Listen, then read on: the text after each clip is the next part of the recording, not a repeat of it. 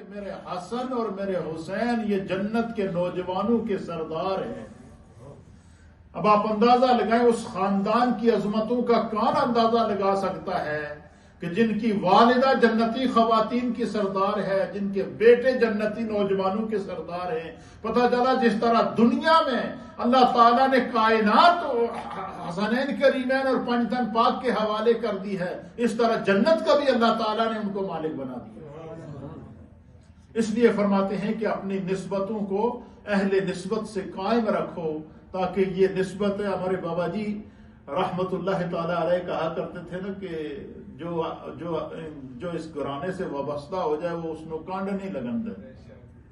تو اب آپ اندازہ لگا سکتے ہیں کہ ان کی والدہ کو حضور نے جنتی خواتین کا سردار قرار دیا، سیدہ کائنات کو، اور حسنین کریمین کو میرے مصطفیٰ کریم نے جنتی نوجوانوں کا سردار قرار دیا۔ تو جنت کا بھی وارث اور مالک اللہ تعالیٰ اور اس کے رسول نے ان کو بنایا ہے۔ پھر سرکار دو عالم صلی اللہ تعالی علیہ وآلہ وسلم نے فرمایا کہ آپ نے فرمایا کہ حسن اہل جنت کے تمام نوجوانوں کے سردار ہیں۔ اور پھر نبی علیہ الصلوۃ والسلام نے فرمایا کہ حسن اور حسین یہ جنت کے میرے جنت کے خوشبودار پھول ہیں، ان کو جنت کے خوشبودار پھول بھی آپ نے ان کو قرار دیا۔ پھر اسی طریقے سے جب امام عالی مقام سیدہ امام حسن کی پیدائش ہوئی تو آپ کی پیدائش سے پہلے ایک واقعہ پیش آیا، اور وہ واقعہ یہ پیش آیا، امام محارق نے اس کو بیان کیا ہے کہ حضرت ام فضل بنت حارث رضی اللہ تعالی عنہ آپ حضور علیہ الصلوۃ والسلام کے پاس آئیں اور آپ نے عرض کیا کہ یا رسول اللہ، یا حبیب اللہ، آج رات کو میں نے بڑا عجیب و غریب خواب دیکھا ہے اور میں بڑی پریشان ہوں۔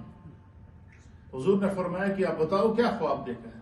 انہوں نے کہا کہ میں نے خواب دیکھا کہ آپ کے جسم کا ایک ٹکڑا آپ کے جسم سے کٹتا ہے اور وہ کٹ کر میری گود میں آنے لگتا ہے اور میں اس کو اپنی گود میں اٹھاتی ہوں۔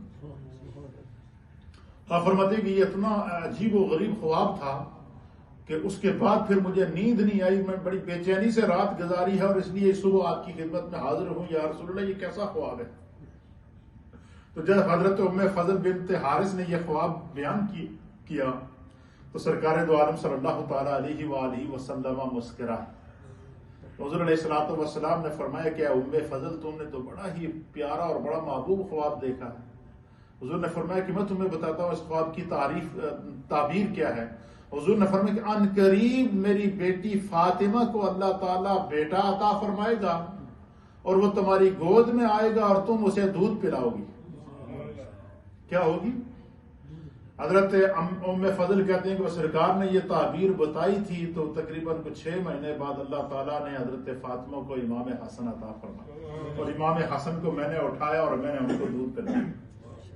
اچھا، یہ حدیث تو آپ نے کئی دفعہ سنی ہوگی، لیکن اس حدیث میں جو چیز سمجھنے کی ہے وہ سمجھنے کی بات یہ ہے کہ امام عالی مقام امام حسن مجتبی وہ خوش قسمت صحابی رسول ہیں اور وہ خوش قسمت آل رسول کے فرد ہیں کہ جن کی پیدائش سے پہلے ہی دنیا میں آنے کی خوشخبری میرے مصطفیٰ نے دے دی۔ ان کی پیدائش سے پہلے ہی ان کی دنیا میں آنے کی خوشخبری میرے مصطفیٰ کریم صلی اللہ تعالی علیہ وآلہ وسلم نے جو ہے وہ عطا فرمائی تھی۔ جس وقت امام عالی مقام امام حسن کی پیدائش ہوئی تو سرکار دو عالم صلی اللہ تعالی علیہ وآلہ وسلم کو خبر دی گئی تو حدیث کے اندر آتا ہے کہ حضور نبینا علیہ الصلوۃ والسلام جلدی جلدی تیز تیز قدموں سے چلتے ہوئے سیدہ کائنات کے گھر آ رہے ہیں اور آپ نے اپنی چادر مبارک اپنے کندھے پہ ڈالی ہوئی ہے اور آپ جلدی جلدی قدموں سے، اور آپ کے چہرے کے اوپر مسکراہٹ اور خوشی کا ایک عجیب و غریب عالم تھا۔ اور جیسے ہی آپ سیدہ کائنات کے گھر پر پہنچے تو آپ نے فرمایا میرے بیٹے کو مجھے دیکھا۔ اب حدیث کے اندر آتا ہے کہ امام حسن پاک کو دونوں ہاتھوں پر اٹھا کر سفید کپڑے میں لپیٹ کر حضور نبینا علیہ الصلوۃ والسلام کو پیش کیا گیا اور اب سرکار نے دونوں ہاتھوں میں اس طرح اٹھایا امام حسن کو۔ اس طرح اٹھانے کے بعد حدیث کے اندر آتا ہے کہ سرکار دو عالم صلی اللہ علیہ وسلم کا جو سب سے پہلا جو ان کو دیکھنے کے بعد جو سب سے پہلی کیفیت انہوں نے کہا کہ ہماری نظر سے گزری ہے وہ کیا تھی کہ حضور علیہ الصلوۃ والسلام نے ان کی پیشانی پر بوسہ دیا. کیا آپ کی پیشانی پر اللہ کے حبیب نے بوسہ دیا. پھر سرکار دو عالم صلی اللہ علیہ وسلم نے ان کے دائیں کان میں خود آذان دی اور بائیں کان میں خود اقامت کری. پھر حضور علیہ الصلوۃ والسلام نے ایک روایت کے مطابق کھجور منگائی. آپ نے اس کھجور کو چبایا.